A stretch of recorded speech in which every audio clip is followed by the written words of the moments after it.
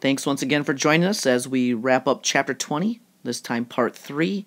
It's the end of the Gilded Age politics.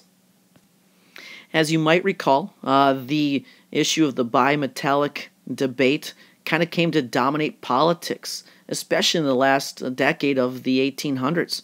Whether or not the United States should be on solely a gold standard or a bimetallic standard with gold and silver really kind of dominated politics, and it was what kind of decided elections.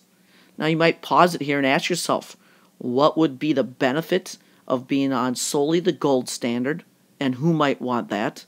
And what was the advantage of being on a bimetallic standard with the coinage of silver as well, and why that might be supported?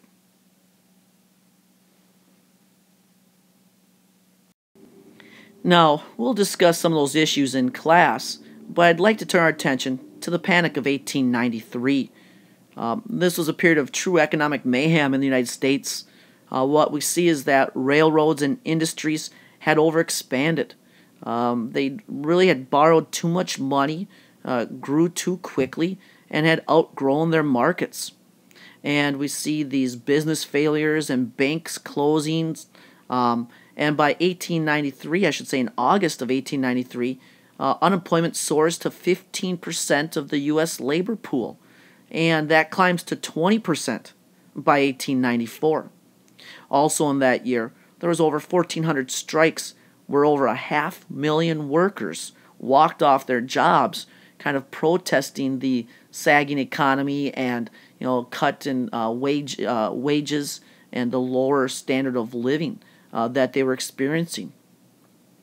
But what this panic does is it has a lasting effect on American society, as it kind of created a bitter debate over not just currency, but it really kind of changed American ideals about what the role of the political system and government were. People started to look to the government for more help for the poor and for the unemployed. And what we see is people from all around the country started protesting the slowing economy and what government's role was to try to get us out of it. One of those members was Jacob Coxey, who led Coxey's Army, as it became known, which was 300 marchers who went from Ohio to Washington, D.C. to try to get money to fund road construction and other projects. But when he got there, the police actually beat him and arrested him. And this kind of draws more public protests. And like I mentioned, more strikes. Probably one of the largest strikes in our nation's history was the Pullman strike in 1894, when workers at the Pullman Palace Car Company went on strike because of cut in wages, increased rents, and workers were being laid off. Now, this strike grows when Eugene Debs led the American Railway Union in joining the strike, and their union refused to handle any trains that were pulling Pullman cars. So this effectively kind of shut down the railroads around the nation. And factories had to shut down then because they couldn't get coal or send their goods off, and food from farmers couldn't reach the market. But Cleveland kind of took a bold step, however, when he tries to break the strike by obtaining a court injunction, which is basically an order which tells the workers to get back to work. Cleveland also sends troops in to try to keep the peace, even though some violence did break out. But when it was all said and done by July, Eugene Debs had been jailed for violating that court injunction, and Cleveland was kind of congratulated for ending the strike. But it also set precedent by the courts getting involved on the side of business. This would kind of be used in the future as well as kind of an anti-union tool to try to keep union strength in check. And eventually these court injunctions will be used throughout future strikes to try to end them. But if I go back for just a second here to Grover Cleveland, who you'll recall won the presidential election in 1892 and took office really as the Panic of 1893 was beginning. And he believed that the Sherman Silver Purchase Act of 1890 was the cause of this economic downturn.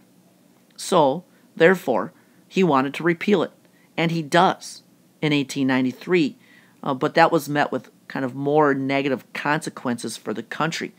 But it continues that kind of debate throughout the rest of the decade between the gold bugs and the silverites. And so if we fast forward to the 1896 presidential election, which really kind of did center on the gold versus silver standard, we see William Jennings Bryan get nominated as the Democratic nominee for president. And in his Cross of Gold speech, he says, "You shall not press down upon the brow of labor this crown of thorns. You shall not crucify mankind upon a cross of gold." And what we see then is the Democratic Party really kind of take the stand of continuing the monetization of silver.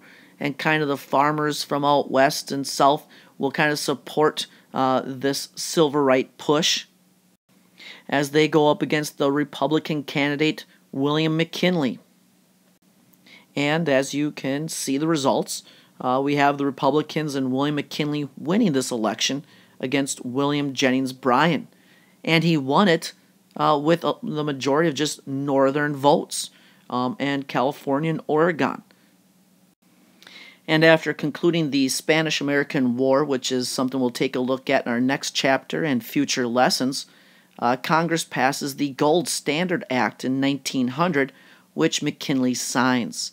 And this basically ends the gold-silver discussion as it puts the United States on a gold standard, which is similar to the rest of the world.